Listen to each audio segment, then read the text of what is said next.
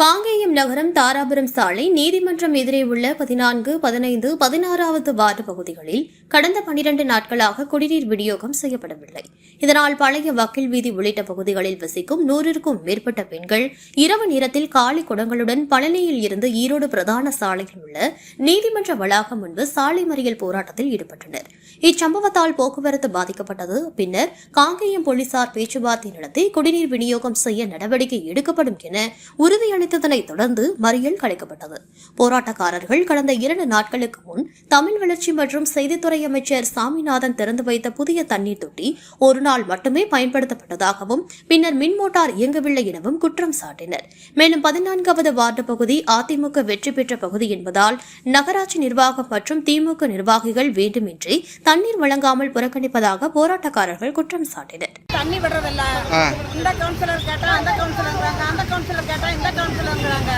இது யார் தலைவர், யார் என்ன ஏதுன்னு எங்களுக்கு ஒண்ணும் புரிய மாட்டேங்குது. சொல்லுங்க, போய் கேட்டுட்டே இருக்கிறோம். எங்களை யாருமே பதில் சொல்லி மதிப்பாரே கிடையாது.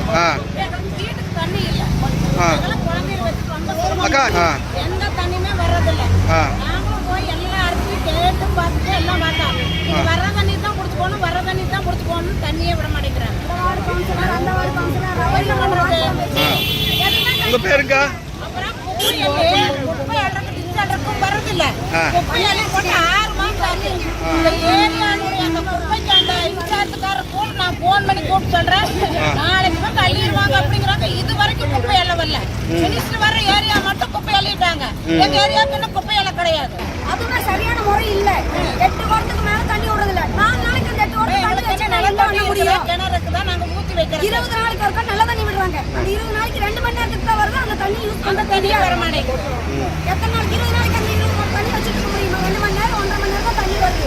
அதை வச்சு நாங்க புழங்க முடியுமா? இப்ப அமைச்சர் 2 நாளைக்கு முன்னாடி புதுசா திறந்த தண்ணி தொட்டிலே தண்ணி வரல. எதுலயுமே தண்ணி வரலீங்க இன்னும். அமைச்சர் வர்றாங்க, தெரு ஓட்டம் போய் அன்னைக்கு ஓட் பண்ணிட்டாங்க. எங்க தெரு நீங்க இப்ப போய் போட்டோ எடுத்துட்டு வாங்க. எங்க தெருவுல அப்படி எத்தனை 6 மாசத்துக்கு முன்னாடி வந்த குப்பையை அள்ளி போட்டு இன்னும் அல்ல கிடையாது. உங்களுக்கு எத்தனாவது வார்டு? 14வது வார்டு. இப்ப எங்களுக்கு இதுல யார் தலைவர், இதுல யார் போய் கேட்கறது எங்களுமே புரிய மாட்டேங்குது. கவுன்சிலர் எங்க கிட்ட சாவி இல்ல, தண்ணி விடுறதுக்கு எந்த ஒரு வழி இல்ல.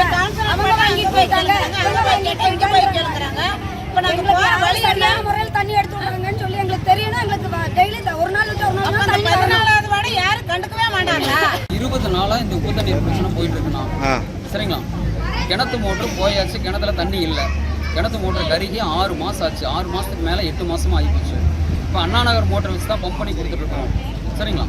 இதில் பார்த்தீங்கன்னா 3 வார்டுக்கு, வார்டு எண் 14, 15, 16 3 வார்டுக்கு இந்த சப்ளை போயிட்டு இருக்குது.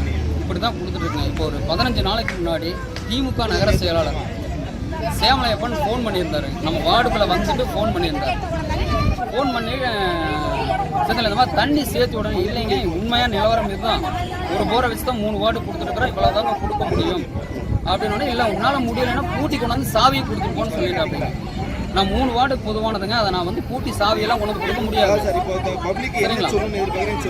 நான் பூட்டி கொண்டு வந்து சாவியெல்லாம் நம்மளால் கொடுக்க முடியாதுங்க, நீங்களே பாருங்க அப்படின்னு சொல்லி நான் 20 நாள் இந்த பிரச்சனை தான் போயிட்டு இருக்கு. புதுசா அமைச்சர் வந்து ஒரு தொட்டி கட்டி அதை திறந்துட்டு அது ஒரே நாள் தாங்க. திறப்பு விழா அன்னைக்கு மதியானம் தண்ணி வந்ததுங்க. 12:30 மணிக்கு தண்ணி நீ கொடுத்தாங்க. அந்த இருந்த மோட்டர் பம்பிங் ஆகலை, தண்ணி வந்தது. அதுக்கப்புறம் 7 நாள் ஆகுது. இன்னையோட ஒரு வாரம் தண்ணி இல்லை.